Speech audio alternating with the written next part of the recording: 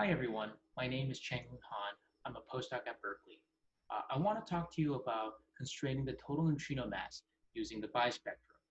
Now, as many of you know, neutrino oscillation experiments establish that neutrinos have mass. While they establish a lower bound for the sum of neutrino masses, they don't precisely measure the total neutrino mass. We're interested in precisely measuring the total neutrino mass because we can use it to distinguish between the normal and inverted hierarchies and reveal physics beyond the standard model. Unfortunately, upcoming laboratory experiments will not be sensitive enough to distinguish between the normal and inverted hierarchies. Fortunately, massive neutrinos leave an imprint on cosmology. Massive neutrinos suppress the growth of structure on small scales below their free streaming scale. Now, here are two different slices through simulations. On the left is without massive neutrinos, and on the right is with massive neutrinos. And you can see that the growth of structure is significantly suppressed on the right. More quantitatively, if you look at the power spectrum for different neutrino masses, which are marked in the different colors, you can see with higher neutrino mass, the power spectrum is more suppressed on small scales. Currently, the best constraints in cosmology come from combining C and B with large-scale structure. For instance, Planck with large-scale structure places an upper bound of 0.13 eV. In comparison, the upper bound established by laboratory experiments such as Quixote is much higher. Unfortunately, improvements on the neutrino mass constraints from C and B will be limited in the future. C and B experiments measure a combination of AS and tau, and therefore they heavily rely on constraining tau. Upcoming ground-based experiments will not directly constrain tau, and space-based experiments like LightBird and LightCore have yet to be confirmed. Fortunately, the imprint of neutrino mass can also be measured from galaxy clustering, and on that front, experiments such as PFS, DESI, Euclid, WFIRST will vastly expand the cosmic volumes probe with galaxy redshifts. One of the major limitations of neutrino mass constraints from galaxy clustering is parameter degeneracies. For instance, the neutrino mass sigma 8 degeneracy for the redshift-space power spectrum. In the figure below, we compare the imprint of neutrinos in color to the imprint of sigma 8 in the different line styles. And we can see that on small scales, the imprint are very similar. Fortunately, we don't need to restrict ourselves to analyzing just the power spectrum. Information in the nonlinear regime cascades from the power spectrum to higher order statistics. Here's an example I like to show from Emiliano from his 2005 paper. Here are two distributions that obviously look very different. They, however, have the same power spectrum. Of course, if you look at higher order statistics, such as the 3-point statistic on the top and the 4-point on the bottom, they look very different. In this talk, I will talk about the bispectrum, which measures the excess clustering of triangle configurations defined by scales K1, K2, and K3.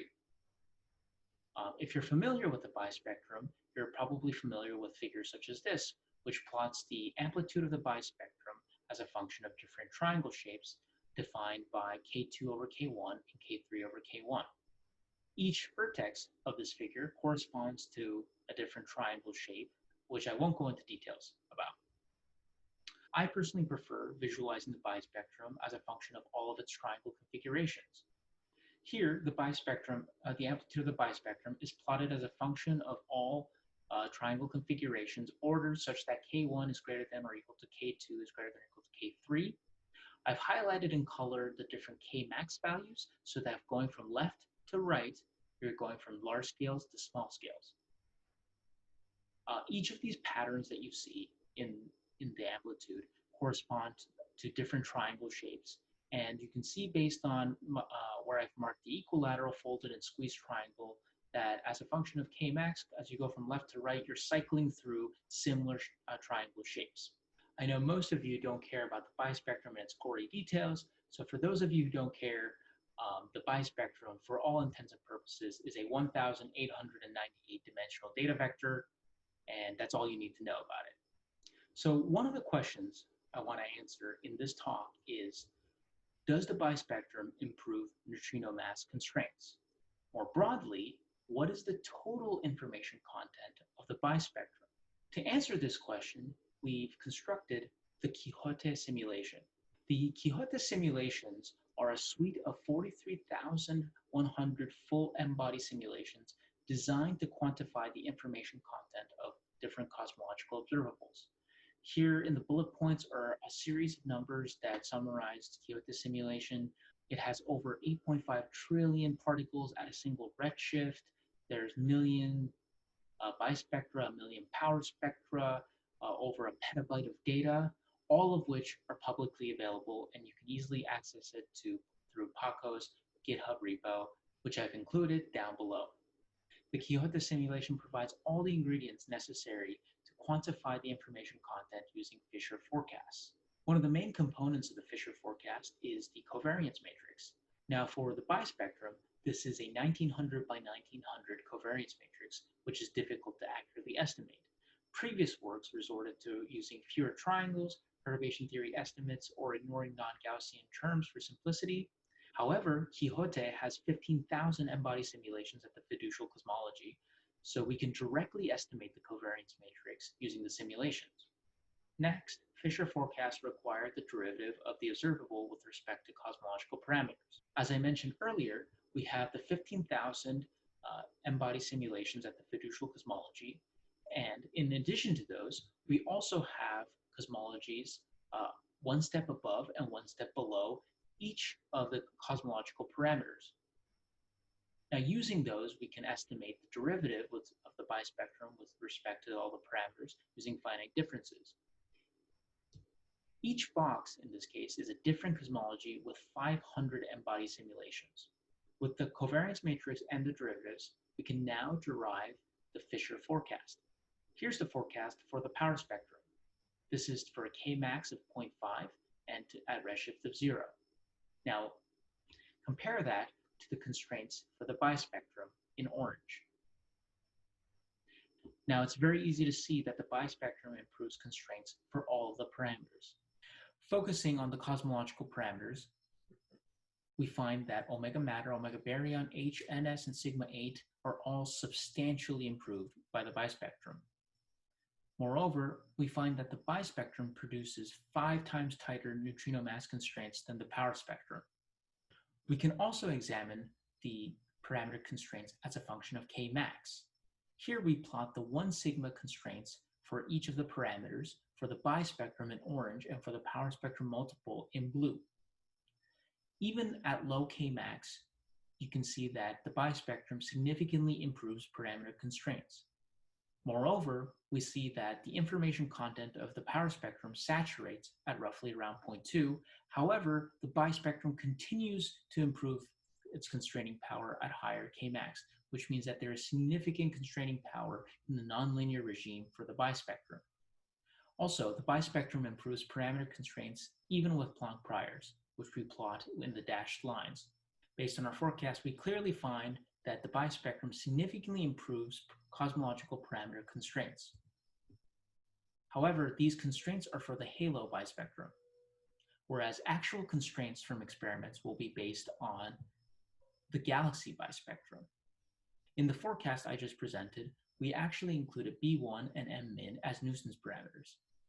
Furthermore, when we include B2 and gamma 2, and also shot noise parameters, we find that the improvement of the bispectrum over the power spectrum is not impacted. These are, however, bias parameters in the context of perturbation theory, which is not accurate enough to analyze nonlinear scales. Instead, we can use simulation-based methods which exploit the accuracy of M-body simulations to analyze nonlinear scales. These methods include emulation, likelihood-free methods such as ABC, evidence modeling, as density estimation, and etc. And for these simulation-based methods, the halo occupation distribution, or HOD, is the primary galaxy bias framework.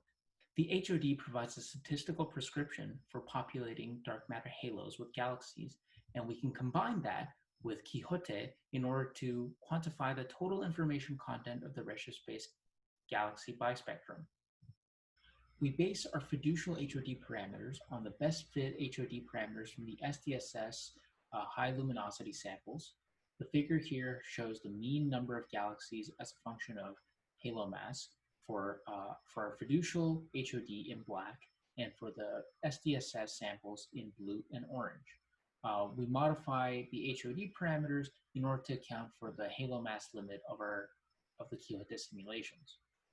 In addition to the 6 cosmological parameters of the Quixote simulation, we also have 5 extra HOD parameters. In total, we have 195,000 galaxy catalogs.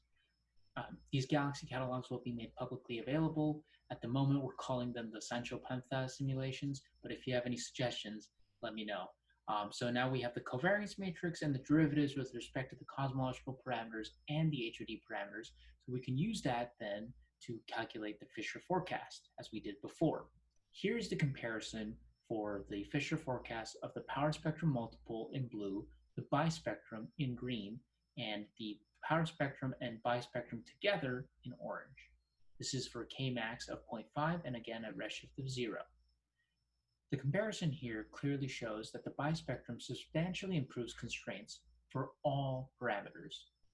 Focusing on the cosmological parameters, we find that the power spectrum and bispectrum together improve constraints 3 times than the power spectrum alone for omega matter, omega baryon, H, NS, and sigma 8.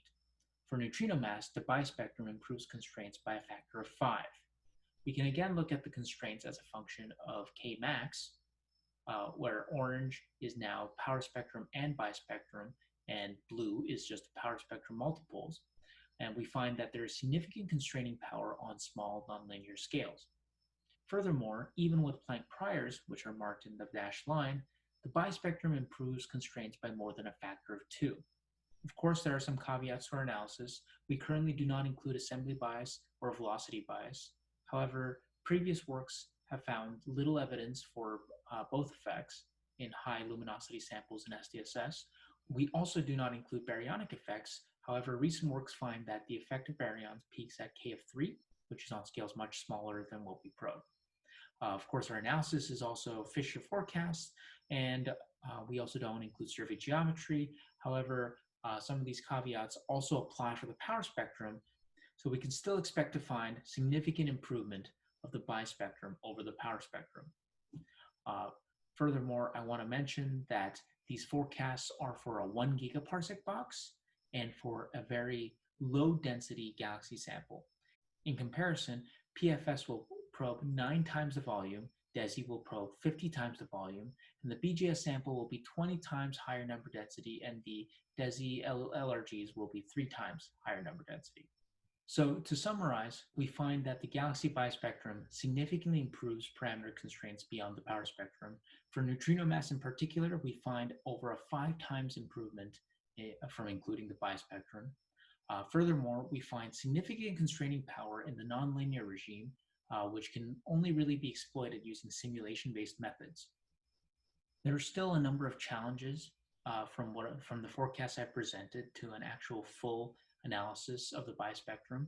One is the large dimensionality of the bispectrum. Preliminary analysis using data compression shows that we can preserve most of the constraining power while drastically reducing the dimensionality. Another is systematics, which we haven't considered in detail. And for that, simulation-based methods have an advantage in that we can, rather than correcting for systematic effects, we can forward model them. The next step will be to combine our forecasts with data compression and simulation-based inference to conduct power spectrum and bispectrum reanalysis of the SDSS3 BOS. Afterwards, we'll be just in time for a full bispectrum analysis of upcoming surveys like DESI. Thank you very much.